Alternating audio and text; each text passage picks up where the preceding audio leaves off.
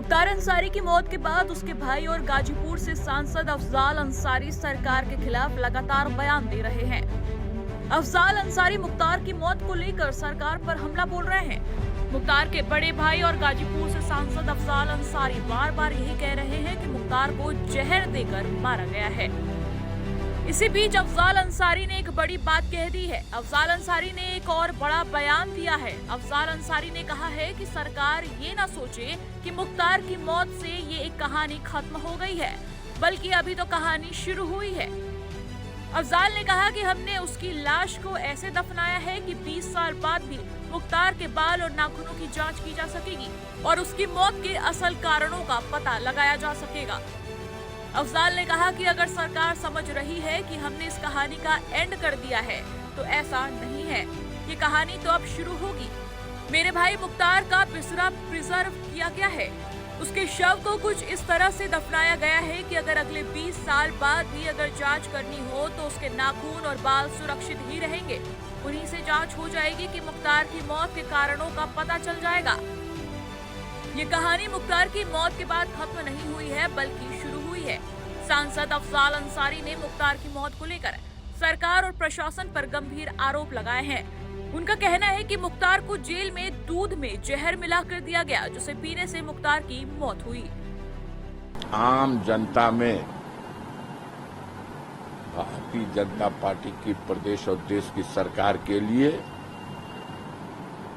बिल्कुल विश्वास खत्म हो गया है। ये मुख्तार अंसारी का मामला है, ये अंसारी परिवार का मामला है।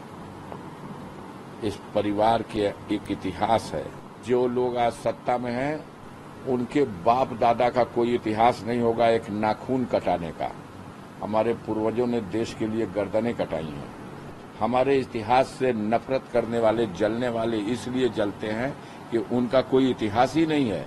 उसकी इस तरह से निर्ममता पूर्वक सुनियोजित षड्यंत्र के तहत हत्या जो की गई है, आम जनता में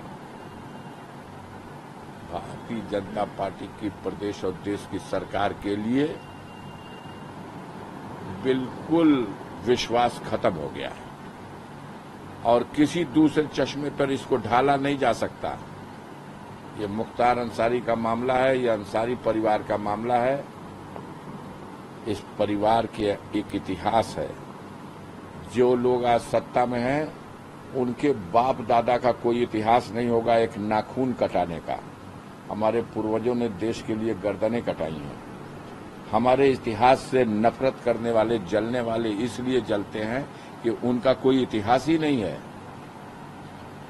हमारे मामले को सांप्रदायिक रंग नहीं दिया जा सकता।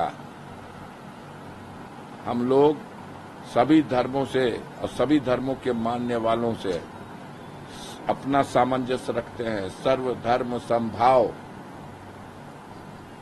हम इस्लाम धर्म के मानने वाले हैं और हमारे मजहब में ये कहा गया है कि मौत का एक दिन निश्चित है। और मैंने कई बार ये बात कही है कि जिस दिन आ जाएगी मुख्तार की, तो यही तरीका शायद तय था और जहर देकर के उसकी हत्या हुई है। अब हम लोग कोशिश करेंगे कि इस घटना में जो लोग संलिप्त रहे हैं, इसमें शासन में, सरकार में, पुलिस विभाग में, मुख्तार ने खुद अपने पत्र में लिखा है, एसटीएफ के सुप्रीमो जो है अमिताभ यश साहब, उसमें संलिप्त हैं। डीजी उत्तर प्रदेश के इसमें संलिप्त हैं। एलजी जम्मू कश्मीर इसमें संलिप्त हैं। प्रमुख सचिव गिरी, मुख्यमंत्री के प्रमुख सचिव, बड़े हाई लेवल पे सारी प्लानिंग हुई है और उनकी हत्या करने के लिए तो ये लोग बहुत सा षड्यंत्र रचे आज तक। अभी दिन पूरा नहीं हुआ था तो टल जाता था। इस बार शायद कुदरत को भी यही मंजूर हो गया, लेकिन इनके पापों की सजा मिलेगी। इनको जहर दे के मारा गया है और मुख्तार अंसारी का शव दफन किया गया है।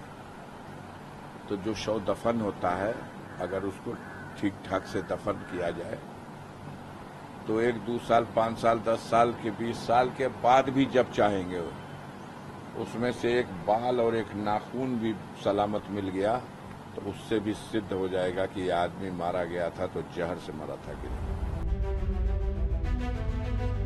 टाइम्स नाउ नव भारत डिजिटल की रिपोर्ट।